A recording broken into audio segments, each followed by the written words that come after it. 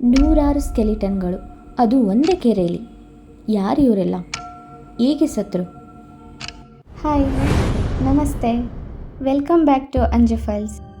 ಭಾರತದಲ್ಲಿರುವ ಹಿಮಾಲಯ ಪರ್ವತಗಳು ತನ್ನಲ್ಲೇ ಸಾಕಷ್ಟು ರಹಸ್ಯಗಳನ್ನು ಬಚ್ಚಿಟ್ಕೊಂಡಿದೆ.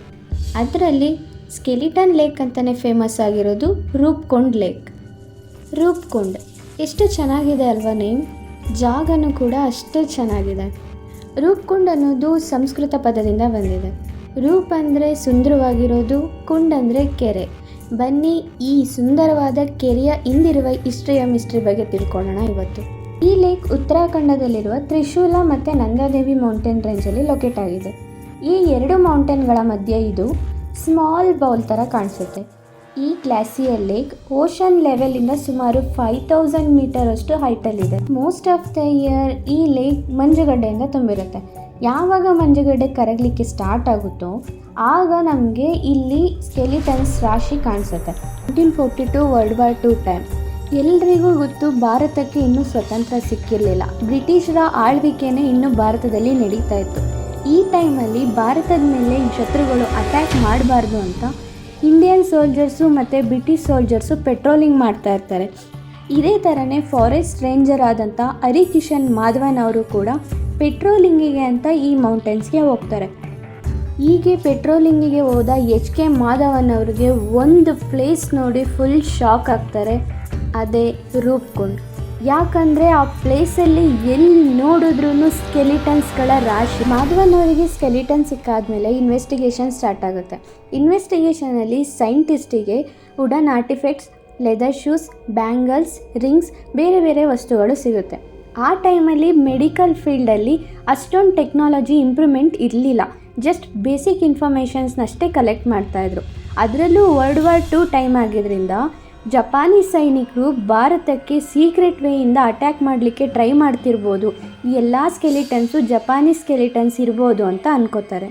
ಆಮೇಲೆ 2004 ರೇಡಿಯೋ ಕಾರ್ಬನ್ ಡೇಟಿಂಗ್ ಮತ್ತು ಫೊರೆನ್ಸಿಕ್ ಅನಾಲಿಸಿಸ್ ಪ್ರಕಾರ ಗೊತ್ತಾಗುತ್ತೆ, ಈ ಎಲ್ಲ ಸ್ಕೆಲಿಟನ್ಸ್ಗಳು ಜಪಾನೀಸ್ ಸ್ಕೆಲಿಟನ್ಸ್ ಅಲ್ಲ, ಇವೆಲ್ಲ 1200 ಇಯರ್ ಓಲ್ಡ್ ಸ್ಕೆಲಿಟನ್ಸ್ ಅಂತ. ಮತ್ತು ಸ್ಕೆಲಿಟನ್ಸ್ನ ತಲೆಬುರುಡೆಗಳಲ್ಲಿ ರೌಂಡ್ ಶೇಪಲ್ಲಿ ಫ್ರ್ಯಾಕ್ಚರ್ ಕಾಣಿಸುತ್ತೆ. ಇನ್ವೆಸ್ಟಿಗೇಷನಲ್ಲಿ ಹೇಳ್ತಾರೆ, ಮೇಲಿಂದ ಫೋರ್ಸ್ಫುಲ್ಲಾಗಿ ಬಿದ್ದ ಮಂಜುಗಡ್ಡೆಗಳ ಉಂಡೆಗಳಿಂದ ಈ ಥರ ಆಗಿರ್ಬೋದು ಅಂತ. 2019 DNA ಟೆಸ್ಟಿಂಗಲ್ಲಿ ಮತ್ತೊಂದು ಶಾಕಿಂಗ್ ನ್ಯೂಸ್ ಗೊತ್ತಾಗುತ್ತೆ. ಏನಂದರೆ ಇದು ಒಂದು ಜನಾಂಗದ ಅಂದರೆ ಒಂದು ಗುಂಪಿನ ಜನರ ಸ್ಕೆಲಿಟನ್ಸ್ ಆಗಿರಲಿಲ್ಲ. ಇದು ಬರೋಬ್ಬರಿ 3 ಜನಾಂಗದ ಅಂದರೆ 3 ಗ್ರೂಪಿನ DNA ರಿಸಲ್ಟ್ ಆಗಿತ್ತು. ಅದರಲ್ಲಿ ಒಂದು group 1200 year old South Asian ಅಂದರೆ ಇಂಡಿಯನ್ DNA ಮ್ಯಾಚ್ ಆದರೆ 200 year old skeletons DNA Greece ಮತ್ತು Vietnam or Cambodian DNA match ಆಗ್ತಾಯಿತ್ತು. ಇಷ್ಟೊಂದು ಗೊತ್ತಾದ ಮೇಲೂ ಕೆಲವೊಂದು ಪ್ರಶ್ನೆಗಳಿಗೆ ಆನ್ಸರ್ ಸಿಕ್ಕಿಲ್ಲ. ಯಾರು ಇವರೆಲ್ಲ? ಯಾಕೆ ಇಲ್ಲಿಗೆ ಬಂದು? ಇಷ್ಟೊಂದು ಡೇಂಜರಸ್ ಪ್ಲೇಸಲ್ಲಿ ಇವ್ರಿಗೆ ಏನು ಕೆಲಸ ಇತ್ತು? ಅಲ್ಲಿನ ಲೋಕಲ್ಸ್ ಬಿಲೀವ್ ಮತ್ತು ಹೇಳೋ ಟ್ರೆಡಿಷ್ನಲ್ ನಂದಾದೇವಿ ಜಾಗ್ರಾ ಸಾಂಗ್ನ ಪ್ರಕಾರ ರಾಜ ಜಸ್ವಾಲ್ ಮತ್ತು ಅವರ ಪ್ರೆಗ್ನೆಂಟ್ ಹೆಂಡತಿ ರಾಣಿ ಬಲ್ಮಾ ತನ್ನ ಸೇನೆ ಮತ್ತು ನರ್ತಕಿಯರ ಜೊತೆ ಮೋಜು ಮಸ್ತಿ ಮಾಡಿಕೊಂಡು ನಂದಾದೇವಿ ತೀರ್ಥಯಾತ್ರೆಗೆ ಹೋಗ್ತಾರೆ. ಇದರಿಂದ ಕೋಪಗೊಂಡ ದೇವಿ ಲೋಹದ ಉಂಡೆಗಳ ಮಳೆ ಸುರಿಸ್ತಾರೆ.